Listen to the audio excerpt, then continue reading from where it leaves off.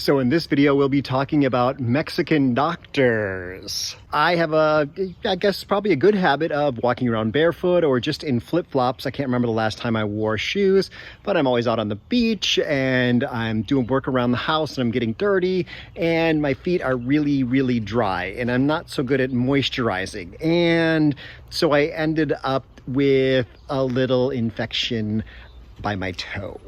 So in this video, I am going to share my experience going to a local doctor here in Centenario. So this isn't something serious where I'd have to go to a hospital or a specialist. So what I'm going to do is go to my local pharmacy. And the pharmacies here in Mexico have a doctor who's associated with the pharmacy, but usually via a different door. So I'm going to go in and let's see how this goes.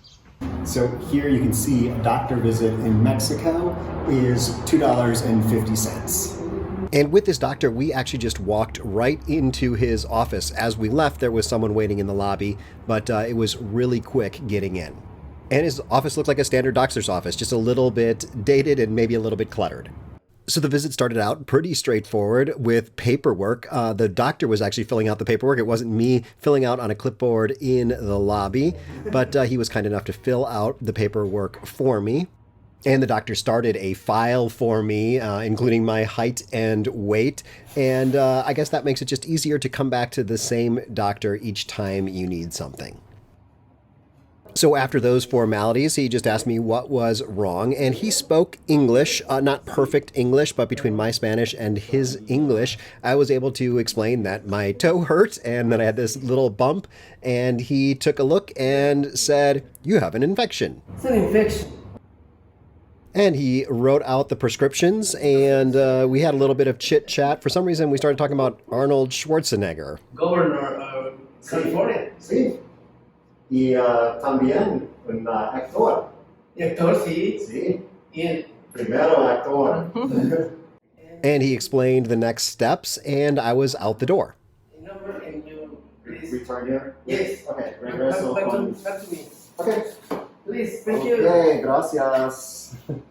Okay, gracias. So I have my prescription for lots of stuff, and I'm going to walk around the corner and into the pharmacy to get this filled. This is my antibiotics and painkillers.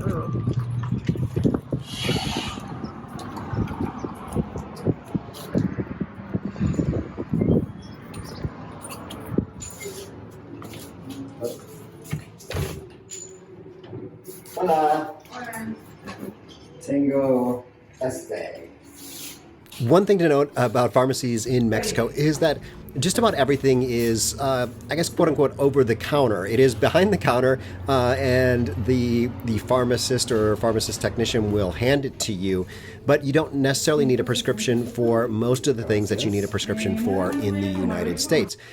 One big exception to that rule is antibiotics. Mexico is very stringent about overuse of antibiotics, and so you have to go to the doctor first to get the antibiotics.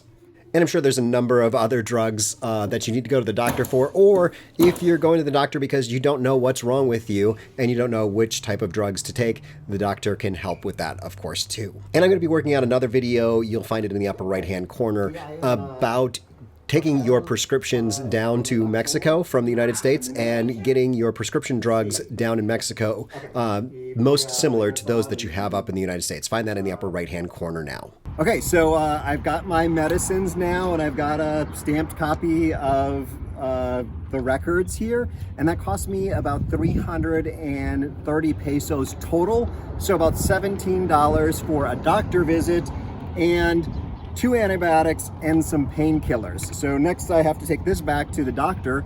I guess that's how the pharmacy pays the doctor for the doctor's visit. So I'm back home now, and I just took my first dose. That was relatively painless and much cheaper, way cheaper than you could do something like that in the United States. So pretty excited to see how this goes, and I'll update the video in one of the corners if anything changes. Otherwise, assume that everything went really well. And if you have other tips for folks about using a doctor in Mexico, leave those down in the comments below. And if I come up with something new about doctors, I'll be sure to create another video. Otherwise, check out one of my videos over here about retiring in Mexico, before retirement age.